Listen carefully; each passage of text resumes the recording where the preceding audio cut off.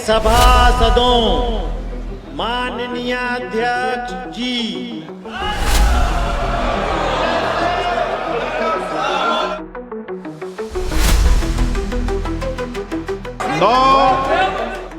सदन की कार्रवाई आज 12 बजे तक के लिए स्थगित की जाती है। कैसे मात्र 2 मिनट के अंदर, जी हां, एक बार फिर मात्र 2 मिनट के अंदर ओम बिरला को अपनी कुर्सी से उठकर वापस जाना पड़ा।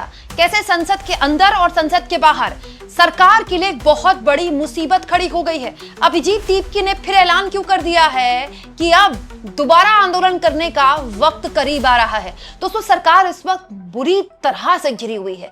घिरी क्या हुई है ये समझ लीजिए कि सरकार के समझ नहीं आ रहा कि वो अपना चेहरा बचाए कैसे। युवा आंदोलन को कैसे भी करके ठंडा करने के लिए बिल तो सरकार ले आई, लेकिन बिल में बहस को लेकर विपक्ष ने बहुत बुरी तरह से एक सीन क्रिएट कर दिया है, और वो बहुत वाजिब सीन है, क्योंकि विपक्ष ये कह रहा है कि अमित शाह संसद में क्यों नहीं आ रहे हैं, बिल पर आप बहस कर रहे हैं। छात्र इस वक्त जो इस प्रोटेस्ट में शामिल थे वो अलग अलग हिस्सों में देश के, उन पर एफआईआर किए जा रहे हैं, उनको डिटेन किया जा रहा है। सरकार अपने वादे पूरे नहीं कर रहे, और इन सब के बीच गृह मंत्री अमित शाह न कल संसद में आए ना आज संसद में आए। इसको लेकर विपक्ष ने आज जबरदस्त हंगामा किया। प्रश्नकाल जैसे ही शुरू हुआ सुबह 11 बजे, हालत ये हो गई कि मात्र 2 मिनट के अंदर, just in 2 minutes, Om Birla को अपनी कुर्सी से वापस जाना पड़ा। हालांकि दिलचस्प यह है कि संसद के अंदर और संसद के बाहर आवाजें बिल्कुल एक सी है। संसद के अंदर विपक्ष ओम बिरला के जरिए अमित शाह से सवाल पूछ रहा है कि आप आ क्यों नहीं रहे हैं, आप जवाब क्यों नहीं दे रहे हैं छात्रों के ऊपर जो बर्बरता की गई।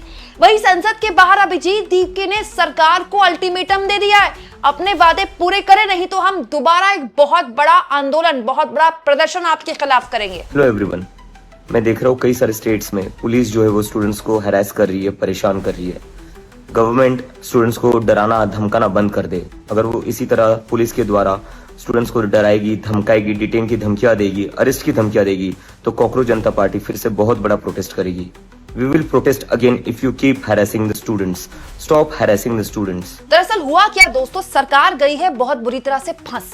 दिल्ली में आपने पैलेट गन, टीयर गैस चलवा तो दी, लेकिन अब उसके निशान आपके लिए मुसीबत बन रहे हैं। हुआ क्या दोस्तों, अब अखबारों में ये खबर छप गई। मैंने आपको एग्जैक्टली जिस दिन ये खबर छपी थी उसी दिन मैंने ये खबर भी आपको दिखा दी थी। 27 जुलाई की खबर है, इंडियन एक्सप्रेस ने छापी, जिसमें ये बताया गया सूत्रों के हवाले से कि 7 राउंड पैलेट गन चले हैं दिल्ली में। सीआरपीएफ के आरएएफ के आदमी ने चलाई है, 5 प्रदर्शनकारियों को लगी है, ये जांच में पाया गया है। और दोस्तों बकायदा इसमें यह भी लिखा गया है कि सीआरपीएफ ने ऐसा दिल्ली पुलिस के आदेश पर किया, और यहीं गई है पुलिस फंस, क्योंकि दिल्ली पुलिस का आदेश मतलब गृह मंत्रालय का आदेश।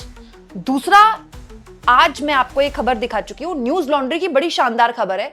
याद होगा आपको 20 जुलाई को जब भी प्रदर्शन शुरू हो रहा था, सुबह सुबह सीजेपी ने एक वीडियो शेयर की थी कि जंतर मंतर के बाहर ये ट्रक किसने खड़ा किया जिसमें पत्थर रखे हैं, जिसमें ईंटें रखी हैं। उसको लेकर न्यूज लॉन्ड्री के एक रिपोर्टर ने बहुत शानदार खबर छाप दी।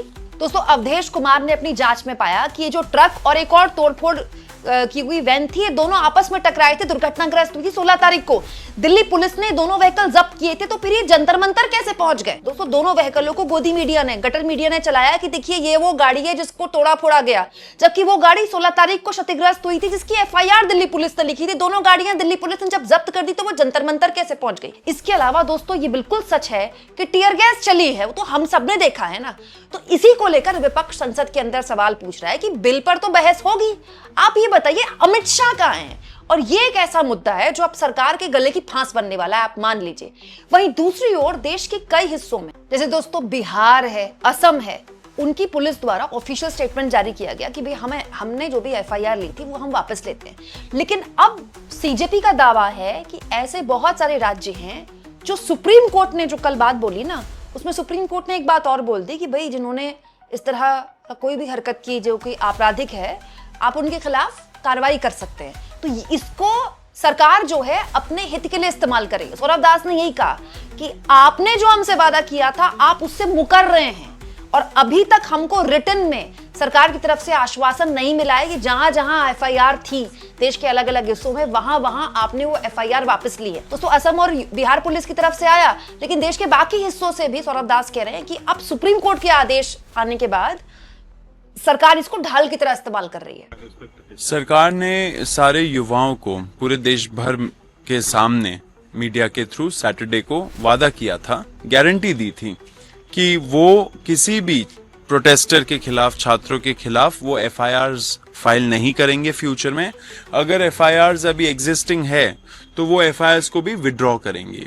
अब हमें समझ में आ रहा है कि आज एक सुप्रीम कोर्ट का कुछ PILs फाइल हुए थे हमारी प्रोटेस्ट से रिलेटेड, उसमें सुप्रीम कोर्ट का एक ऑर्डर आया है, उसमें एक लाइन लिखा हुआ है कि जितने एग्जिस्टिंग FIRs है उसमें सरकार प्रोसीड कर सकती है इन्वेस्टिगेशन के लिए। अब उस ऑर्डर का झांसा देते हुए सरकार अब हमसे बोल रही है कि ये मैटर तो सब जुडिस हो गया। तो अभी तक जो उनको, आज ट्यूसडे है, आज वो रिटर्न अश्योरेंस जो हमें आना था कि कोई भी केसेस फाइल नहीं होंगे एंड जो होंगे वो विड्रॉ होंगे, वो अश्योरेंस अभी तक हमारे पास आया नहीं है। सरकार वो सुप्रीम कोर्ट के ऑर्डर का झांसा दे रही है बोलते हुए कि ये सब जुडिस मैटर हो गया है। अब आपके माध्यम से भी मैं सरकार को बता देना चाह रहा हूं कि इस सुप्रीम कोर्ट ऑर्डर में कहीं ये नहीं लिखा है कि FIRs विड्रॉ नहीं हो सकते। वो पावर पूरी तरीके से सरकार के पास है, वो प्रोसेस होना चाहिए एंड वो अश्योरेंस भी आना चाहिए। सुप्रीम कोर्ट ने उस पे कोई बाधा नहीं लगाया है।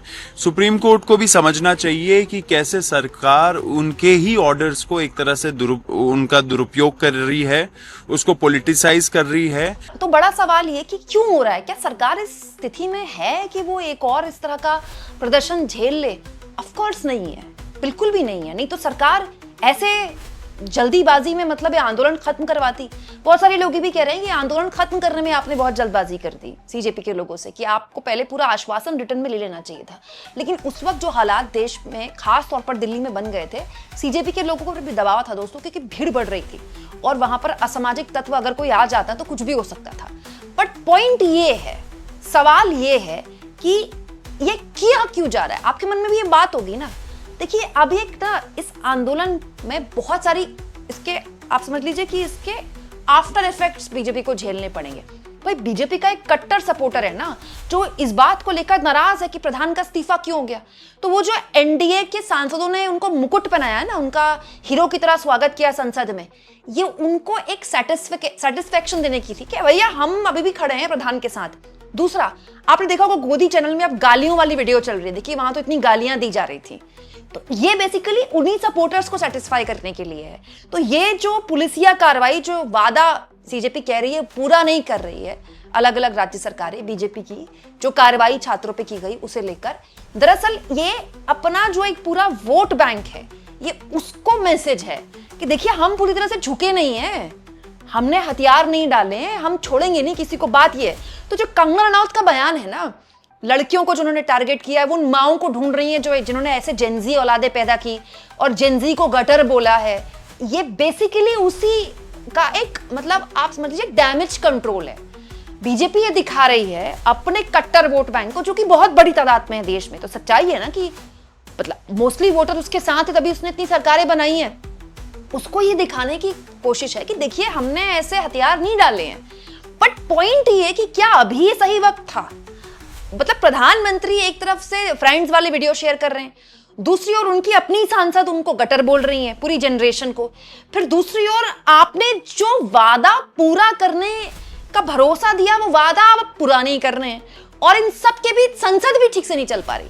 आप सोचिए सरकार ने क्या क्या सोचा था कि डिलिमिटेशन बिल लेकर आएगी, ये बिल लेकर आएगी, वो बिल लेकर आएगी, कहां से बिल लेकर आएगी? संसद चल ही नहीं पा रही। कल बड़ी मुश्किल से पहले दिन बहस हुई, उसमें प्रियंका गांधी ने भी सेम सवाल पूछा। प्रियंका गांधी जब खड़ी हुई कल, उन्होंने यही बोला, किसके आदेश पर पैलेट गन चली, किसके कहने पर आपने दिल्ली पुलिस ने इस तरह से छात्राओं के साथ व्यवहार किया? तो ये तो एक ऐसी चीज है ना जिसपे सरकार ना संसद चलवा पा रही है, ना वो बाहर उन प्रोटेस्टर्स को, प्रदर्शनकारियों को शांत करवा पा रही है, और तो और ये सब डैमेज कंट्रोल करने के चक्कर में वो और ब्लंडर कर रही है और मुसीबत खड़ी कर रही है वो। आपको क्या लगता है दोस्तों, क्या अभी सरकार समझ नहीं पा रही कि उसको हैंडल कैसे करना है, या फिर यही एक स्ट्रैटेजी है? कमेंट बॉक्स में लिख के बताइएगा।